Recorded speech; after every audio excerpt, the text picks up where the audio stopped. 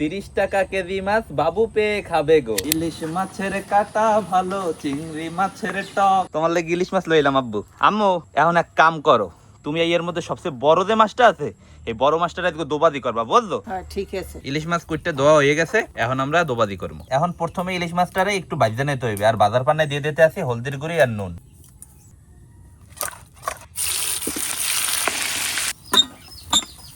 এখন আমরা দোবাদি করবো। দোবাদি করার পান্নে প্রথমে দিতে আছি সোয়াবিন তেল, কুচাইনা পেঁয়াজ, কাঁচা মরিচ, পেঁয়াজ বাটা, হলদির গুঁড়ি, মরিচের গুঁড়ি, নুন।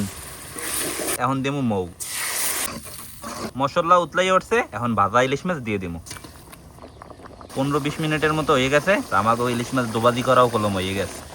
আব্বু ইলিশ মাছ তো দোবাদি করে লইয়েছি। আরে বেটা তরতরি লই যায়। ইলিশ মাছ দোবাদি করা হয়ে গেছে, এখন হচ্ছে খালি আমাকে খাওয়ান না পালা। বিসমিল্লাহ। অনেক মজা হয়েছে, আর কত জম্মের মজা। তাজা মাথা খাইতে খুব মজা বেটা।